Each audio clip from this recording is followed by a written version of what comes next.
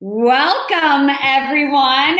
Welcome to Entrepreneur Wednesday. So, my name is Patricia Cimino. I'm a life coach and I work with women entrepreneurs. So, whether you already are an entrepreneur or you want to become an entrepreneur, I help women entrepreneurs really step into their passion of their business with confidence and clarity and optimism.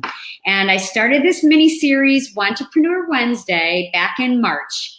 And the last couple of weeks we've been off broadcast, but we are back. And I'm so excited to share today's broadcast with a very special guest. Her name is Elizabeth Pyle, and her business is called College Success Plan. Mm-hmm. And Elizabeth and I met many years ago here in the town that we live in. And she has had this business for a long time. So I'm going to let her share her journey with you. And at the end of the broadcast, I'm going to share with you if you liked this interview, if you had some things that resonated during this interview and you want to talk about it, I'll share how we can move forward on that. So right now, thank you so much, Elizabeth, for coming to the broadcast and sharing your story with us.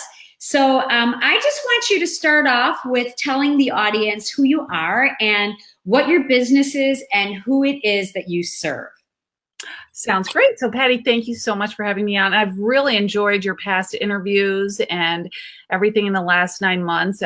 I think as far as the interviews, it was so interesting to hear what other women are doing.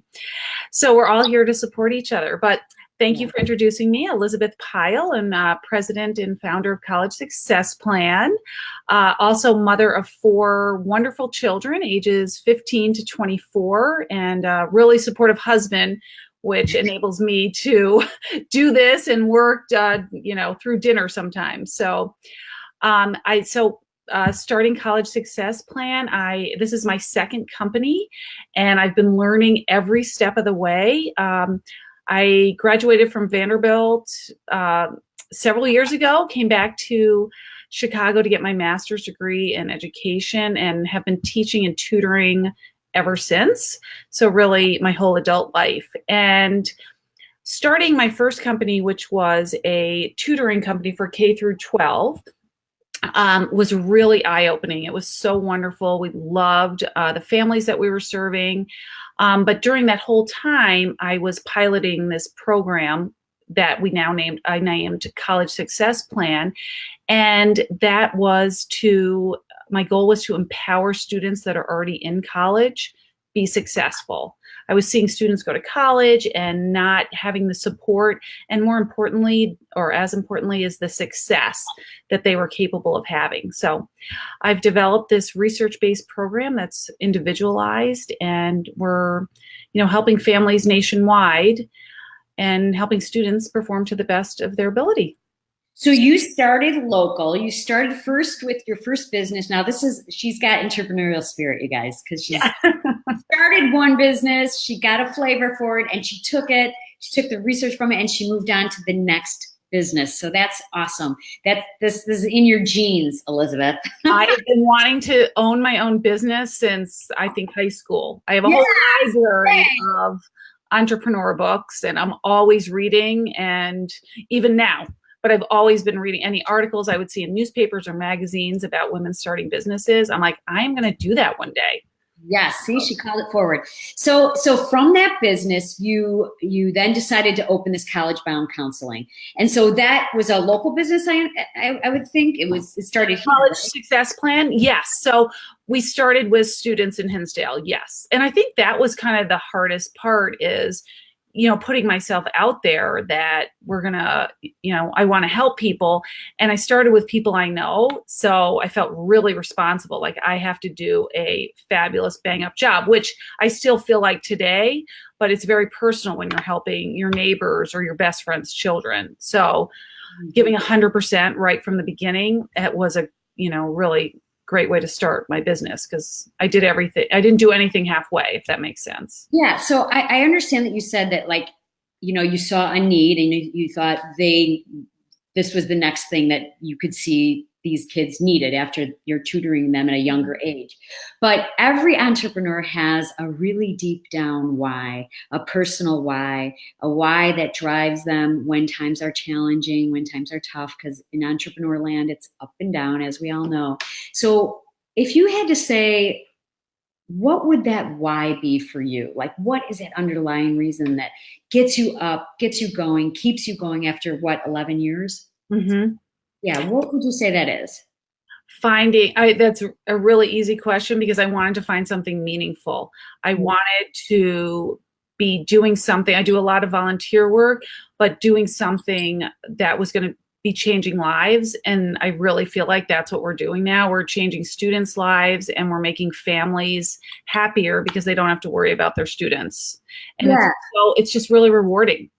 So what happens? Is it like you get the call from the parents, my son is failing in college, I need help? Or do you get the call from the student who's like, I saw you on the web, I really need some help? Like, where is it coming from? How are people finding you? So all of those places, almost everything we do is from word of mouth. People Wow. used our program and referred us to other people. So, and we have a lot of families that just feel like their students could be doing a little better in school and the students want to do better. It's certainly not students that are, failing all their classes. That does happen sometimes, and we do get those calls, and we are really good at getting the students back on track very quickly. Like in a matter of a week or two, we can get them much more on track. So it's really the gamut. It's our students, they have lower stress, lower anxiety. Wow. They get more confidence. We hear parents saying, my student came home from fall break and this just happened. And they're standing up straight. They can tell when they walk in the door that the student is feeling more confident because they know that the student knows that they're doing the best that they can do. And so if that's all C's, that's awesome. If it's A's and B's, that's great too. But we want students to feel like they're doing the best that they can do. Wow. Wow, that's awesome. That's awesome. So you're kind of like, well, not only are you giving them strategies, right? Mm-hmm. You're holding them accountable. We are. Yes, that's so great. And we didn't even talk about that beforehand, but that's one of our pillars. So we're all about accountability, structure, and consistency. And so that's what our whole program is based on. And we're providing that throughout the entire program. And the students like being held accountable. And it's such a good, everything we're teaching are life lessons. So after this, they'll be successful in their jobs and life. Yeah, they've become habits then, right? Mm-hmm. Exactly. Yes. Do you think, I mean, is it all like ages? Is it a lot of freshmen or is it a junior that wants to pick it up? So we take students in all grades of college. And then last summer, we implemented a brand new program for incoming college freshmen, because what we were noticing through College Success Plan is that transition freshman year in the fall was, for some students, really overwhelming. And honestly, it was overwhelming for some parents also because they were so worried about their students. So we started a program just last summer for all the freshmen that sign up for College Success Plan for the fall. We gave them a summer program. It was so successful. And the students just felt so much more prepared by the time August came. They had everything in place. They knew more of what to expect. And as importantly, the parents did too. They were like, okay, we've got this. So the transition for a lot of freshmen went so much easier this year. But we have plenty of seniors in the program too. We have actually, all the grades. That is awesome. Yes. And you had started by yourself, and now how many employees do you have? We have 11 employees now at our at College Success Plan. So everyone works incredibly well together. And I just feel so blessed to be surrounded by this awesome team.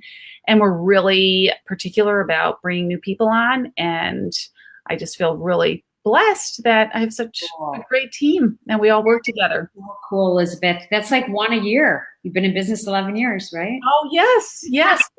Yeah. I'm really focusing on College Success Plan for the last 5 years, doing it by myself before that, but then, really making just this my formal business. Yeah. So let's talk about that. What do you think has been your biggest challenge as a woman entrepreneur? Um, Putting myself out there, probably just telling people this is what I'm doing and taking ownership of it and being proud of it. I Mhm. think because in the beginning I was always downplaying it, not always, but kind of just downplaying it like, oh, this is what I'm doing. Now, this is what we're doing and it's so rewarding and you And know, look at how impactful it's been. Look at how many lives you guys have impacted. That's incredible. thank you. It's great. Yes. So when your life gets really crazy busy, you have 4 kids of your own, and you've got 11 people to manage now with this thriving business, what is it that you are thinking and believing that gets you through those challenging times?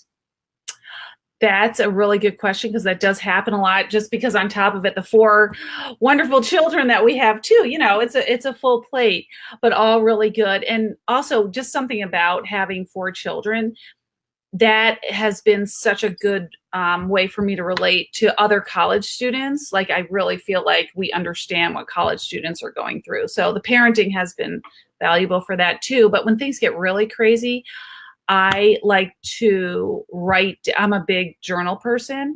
So I like to write down if I'm feeling really overwhelmed, like what the facts are, what is actually really happening here, and what I have control over and what I don't have control over.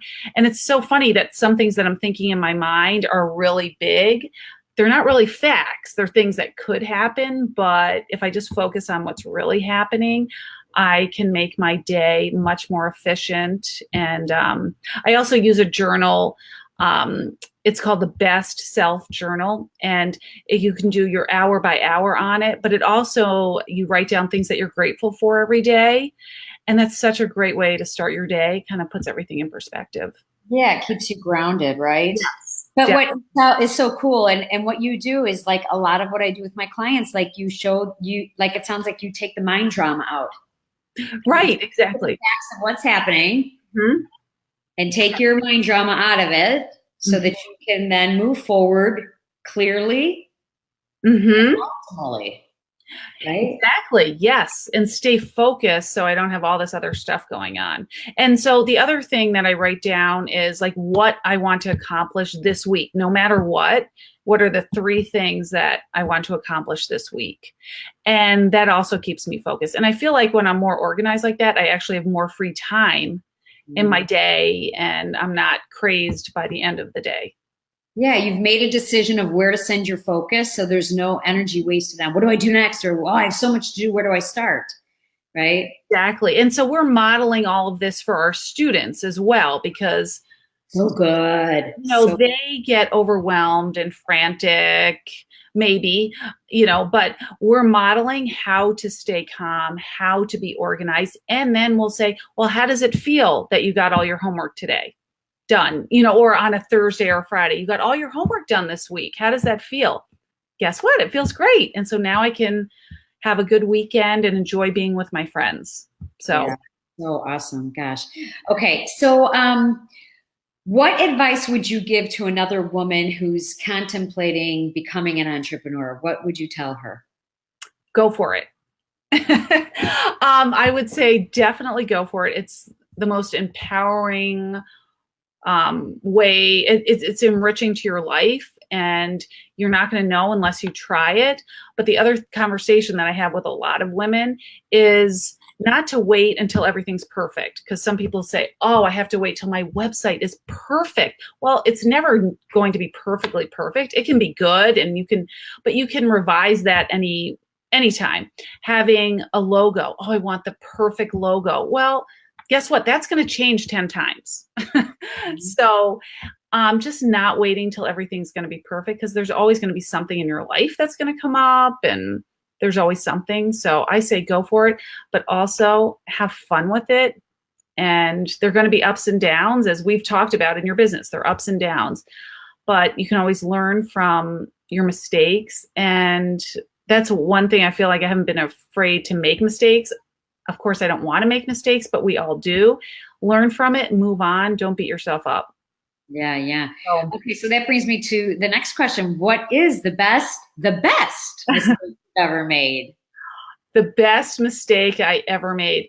That would be, I can actually, yes, that would be hiring someone because I really needed someone to fill a certain position in our company. And this was a couple years ago. And I hired the person knowing that it wasn't I thought I could kind of mold the person and teach the person into doing what we needed done. And I shouldn't have rushed into it. So now we have a whole hiring process. We're really specific. We spent a year creating it, actually. Yeah, Wow.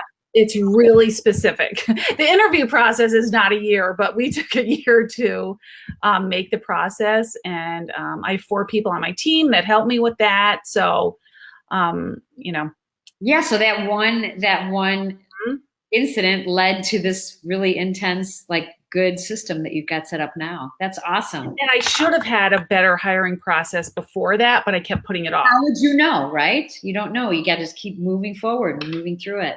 Right. Until you make that mistake, then you're like, oh, okay, this is where I need to put my, time and energy in making that a good process. And you probably find that with your business, having those systems and processes in place is really Yeah, helpful.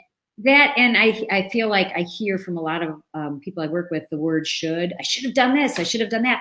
Well, how do you know when you're an entrepreneur? You're like just venturing the storm. You're like Yes. in front of the other. You didn't know. How could you know, right? You learn it as you go along, right? Exactly. And that's the fun of it too. And just, yeah. And always be moving forward. Sometimes it's little baby steps, but sometimes, wow, you're taking huge steps forward. So, Yeah. When you came to that point that you knew you needed to either go big, like hire people, mhm. or stay small, Yeah. when was that point for you? I'm just curious because I mean, adding 11 people, like you grew, like at one point you went, right? Yes. And so what I'm trying to do now moving forward is to bring on at least 2 people at a time because we have a whole new training process. And again, that's a great system and it's really organized. And so I find if we can put 2 or 3 people at least at a time, like in that they'll have their own little class, so they can talk amongst themselves. But also our training is very specified.